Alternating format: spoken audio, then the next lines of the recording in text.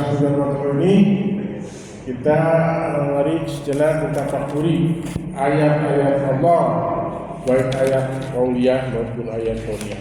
Nah, dalam hal ini saya akan mengungkapkan tema ikhwatul iman, itu tentang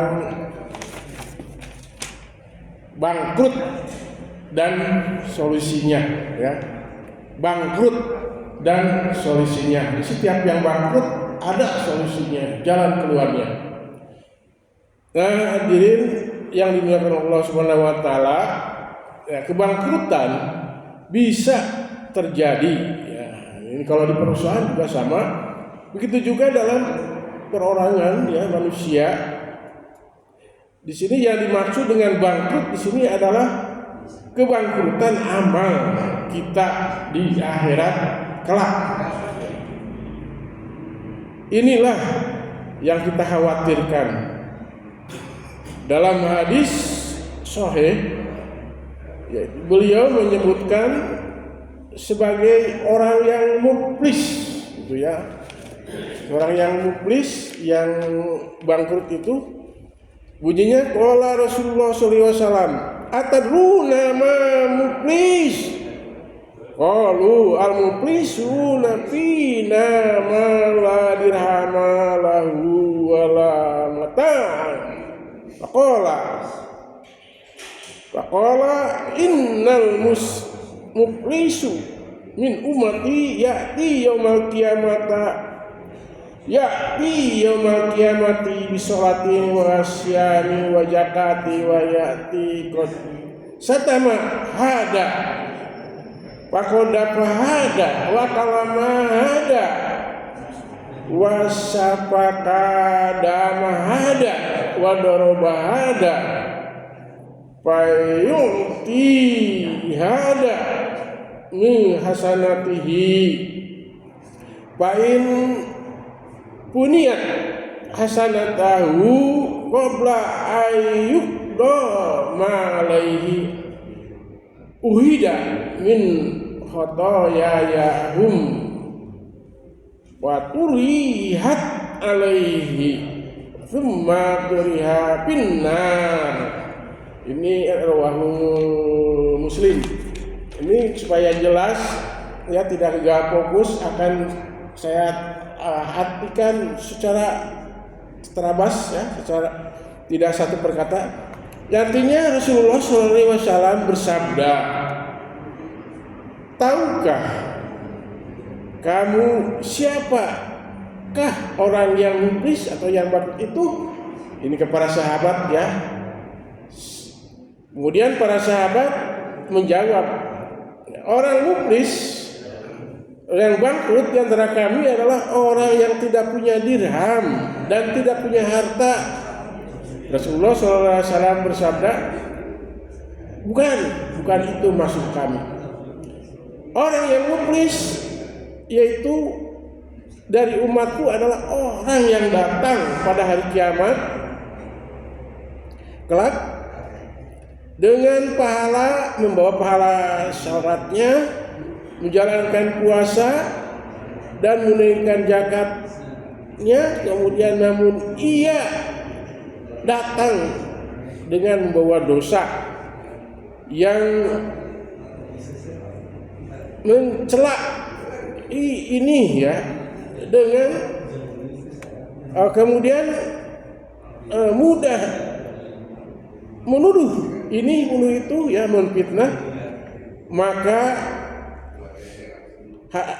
bukan memakan harta ini, kemudian menumpahkan darah si ini serta memukul si ini, serta maka akan diberinya orang-orang tersebut kebaikan-kebaikannya. Jadi diberikannya kebaikan kita itu kepada orang-orang yang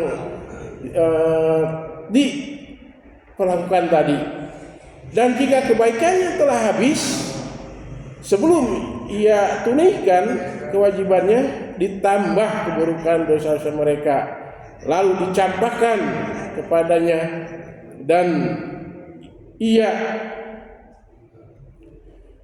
dilemparkan ke dalam api neraka. Jadi kalau udah habis diberikan amal-amal kita kepada yang lain, yang kemudian amal mereka kejelekannya dibalikan kepada kita. Nah, itu adalah bangkrut menurut Allah Subhanahu wa taala, menurut Rasulullah SAW dan menurut Allah Subhanahu wa taala. Kemudian berikut ada 3 ya yang menyebabkan orang itu bangkrut ya pada orang itu bangkrut ada 3 di akhirat ya penyebabnya sekarang. Pertama, mencela dan memfitnah orang. Hadirin rahimakumullah, Allah mengajarkan kepada Nabi Musa dan Harun ya dengan perkataan yang lemah lembut kepada Fir'aun ya, supaya Fir'aun itu malah kita berbalik ya, jadi turut ya. Ini dalam surat Al-Ahzab 44, faqula lahu qawlan layyana allahu yatadakkaru wa yakhsha. Kata Allah, firman Allah, Musa dan Harun ya, ini yang ditugaskan pada waktu itu, faqula lahu qawlan layyana, berikanlah, ucapkanlah kepada mereka itu ya, kepada Fir'aun itu, Harun dan Musa dan Harun, la'alla yatadakkaru wa yakhsha, dan Allah akan mengajar kepada Musa dan Harun dengan perkataan yang lemah lembut pada Fir'aun. Bicaralah, katanya, kamu berdua kepadanya, kepada Fir'aun, dengan perkataan yang lemah lembut. Mudah-mudahan dia sadar dan takut. Itu adalah, jadi pada siapapun kita harus berbuat lemah lembut ya. Hadirin yang sama ibu Allah, ya, nama tidak akan padadang lagi. Cara bijaksana ini juga diajarkan kepada Nabi Muhammad SAW. Ini terbukti di dalam surat An-Nahl ayat 125. Ud'u ila sabili rabbika bil hikmati wa mau'izati sana. Dan ajaklah ya kepada Tuhanmu ya.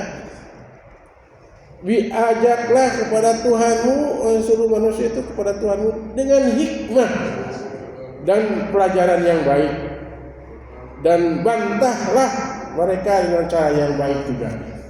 Nah, itu adalah ajaran dari Allah kepada Nabi Muhammad supaya kita berbaik kepada sesama manusia. Sebaliknya, kalau orang yang dihadapi itu dengan kasar, ya, kerasan dan dengan bentakan, janganlah mereka akan takut dan tunduk kepada kita. Justru dia akan menentang dan menjauhkan diri. Ya, ini sebagaimana firman-Nya di dalam surat Al-Imran ayat 59 yang bunyinya, walau kunta qadal ghalidha qalbi lang padu min hawalik, yang artinya sebaliknya, kalau seorang itu dihadapi dengan kekerasan, dengan bentakan, jangankan sekiranya engkau ya bersikap keras hati, kasar, tentulah mereka menjauhkan diri dari sekitarmu. Itu dalam sekitarmu. Jadi kita haruslah juga perhatikan perkataan yang lemah lembut ya. Kemudian surat yang kedua, ya ini ya yang kedua, tadi yang pertama kita harus dengan fitnah juga jangan. Fitnah itu asalul maut. Fitnah itu adalah lebih besar dari pembunuhan. Yang kedua, memakan harta orang lain. Nah, ini juga yang kita harus baca, jangan sampai kita masukkan ke dalam perut kita itu yang tidak halal. Ya. Allah Subhanahu wa taala juga berfirman surat Nisa, ya ayyuhalladzina amanu la taqulu amwalakum bainakum bil batil. Ya, hei orang-orang yang beriman, kata Allah, janganlah kamu saling memakan harta sesamamu dengan cara yang batil. Ya, supaya kita itu tidak diambil amalnya nanti sama orang lain. Kemudian yang ketiga adalah membunuh dan menganiaya orang lain. Ini perkara ini juga wajib dijauhi ya oleh kita umat muslim, agar kita tidak menjadi orang yang buruk ataupun bangkrut di akhirat kelak. Juga disampaikan dalam surat An-Nisa ayat 93, yang punya barang siapa yang membunuh seorang muslim mukmin dengan sengaja, ta'amidan, sengaja, balasannya adalah neraka jahanam, dia kekal di dalamnya, Allah murka kepadanya. Naknya juga menyediakan baginya azab yang sangat besar. Nah, itu adalah penyebab kita bangkrut ya. Namun jadi kita jangan berbuat aniaya ya, tidak akan beruntung di akhirat kelak ya, tidak beruntung di akhirat kelak.